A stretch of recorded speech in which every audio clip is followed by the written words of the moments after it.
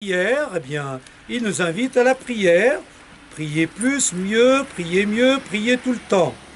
Alors voilà, et vous aurez, là aussi, comme toujours chez le curé d'Ars, des images simples à comprendre. L'homme est un pauvre qui a besoin de tout demander à Dieu. On n'a pas besoin de tant parler pour prier. On sait que le bon Dieu est là, on lui ouvre son cœur, on se complaît en sa présence. C'est la meilleure prière, celle-là. Mettre en présence de Dieu. Tout simplement. Sans forcément faire de grands discours, ou surtout des discours calculés avec des grandes phrases ou des beaux mots. Voilà. On est face à Dieu en sa présence. L'âme ne peut se nourrir que de Dieu. Il n'y a que Dieu qui puisse la remplir. Il n'y a que Dieu qui puisse rassasier sa faim. Voilà. C'est ça la vérité de la vie pour nous aussi. Quand on sent que Dieu est en nous, on a tout. C'est le trésor. Quand notre cœur est vide, on a beau tout avoir, eh ben oui, on n'a rien. Donc, se remplir de Dieu. Pour ça, il faut se mettre en sa présence. Et c'est ça la prière. Alors, une image. La prière est comme le feu qui gonfle les ballons et les fait monter au ciel. C'est une belle image. La prière est à notre âme ce que la pluie est à la terre. Fumez une terre tant que vous voudrez. Si la pluie manque, tout ce que vous ferez ne servira à rien. Voilà.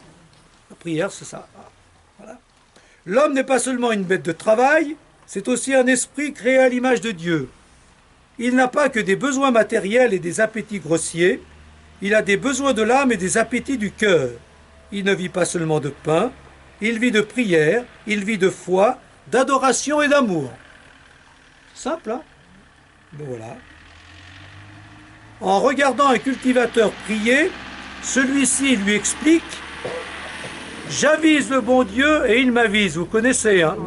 Et donc, le père Chossolski, il met le mot que c'était « javeuse ». Javeuse, hein? Et il m'aveuse.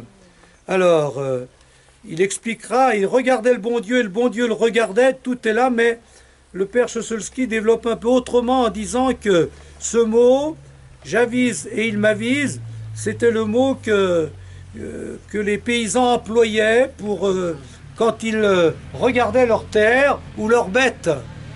Vous savez, ils estimaient les bêtes. Il fait, à vue d'œil, il fait 500 kilos, 300 kilos, enfin, voilà. Où il y aura, le blé, cette année, il va y avoir. Donc, c'est plutôt, ils sous-pesaient du regard les choses. Hein. Voilà, donc c'est une image. Ça voudrait plutôt dire, j'avise le bon Dieu, je pèse le bon Dieu, je sous-pèse, voilà, Dieu. Hein, voilà. Autrement dit, je regarde Dieu et j'essaye de voir ce qui vaut pour moi. Hein, voilà. Qu'est-ce que Dieu vaut pour moi? Est-ce qu'il est important? Est-ce qu'il a du poids pour moi? Ou est-ce que finalement... Et puis, je me mets face à lui et moi, quel poids j'ai? Si Dieu avait estimé mon poids en sainteté, oui, c'est des images, hein. La prière doit être incessante et permanente. L'âme qui cesse de prier meurt d'inanition. L'âme qui prie pleut ressemble à ces animaux de basse-cour qui, ayant des ailes, ne savent pas s'en servir ou ne se lèvent qu'à une très petite hauteur.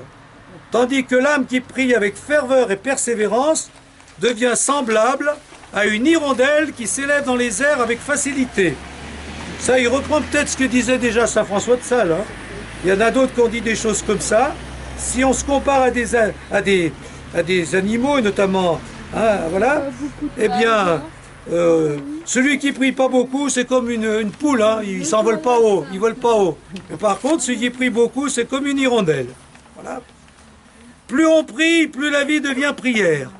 Allons, mon âme, tu vas converser avec le bon Dieu, travailler avec lui, marcher avec lui, combattre et souffrir avec lui.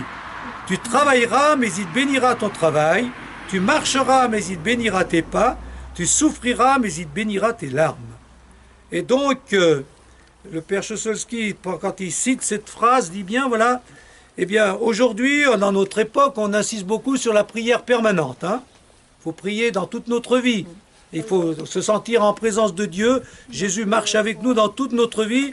On appelle ça la prière permanente. Ben, c'est ce qu'il disait déjà. Prier, il y a des moments de prière pour que toute notre vie devienne prière. C'est-à-dire qu'on se sente en présence de Dieu dans tout ce qu'on fait. On marche avec lui, on travaille avec lui, etc. Voilà. Eh bien, malgré cette qualité de prière, comme tous les grands saints, le curé d'Ars connaît des moments de nuit, d'aridité. Donc malgré cette qualité de prière, l'aridité spirituelle, la nuit, le désert peuvent arriver. Hein?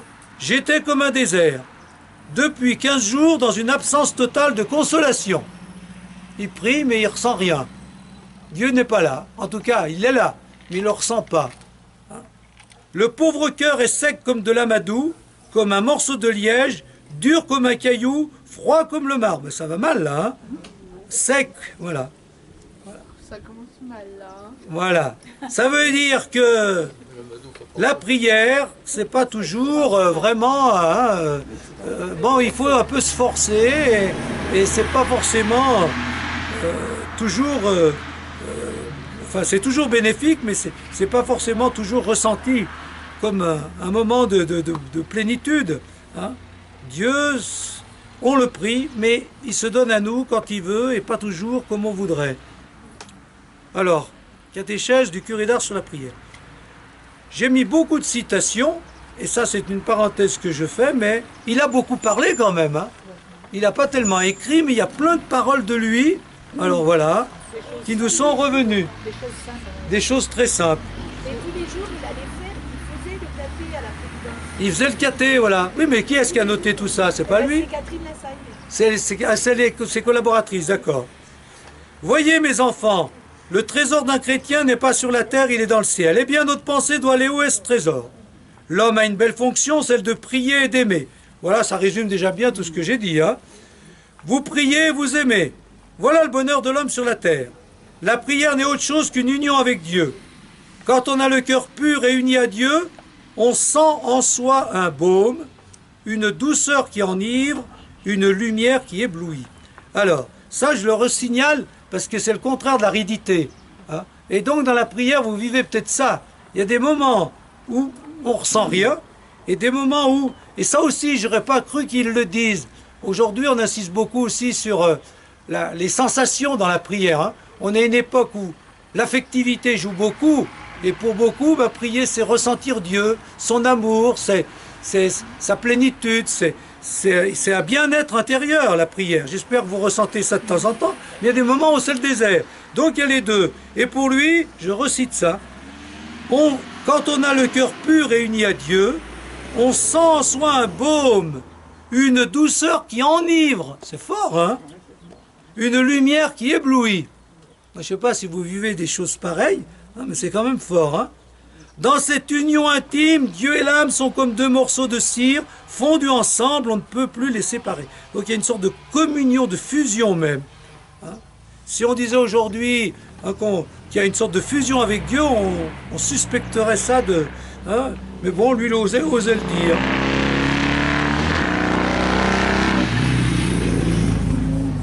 Alors, je continue.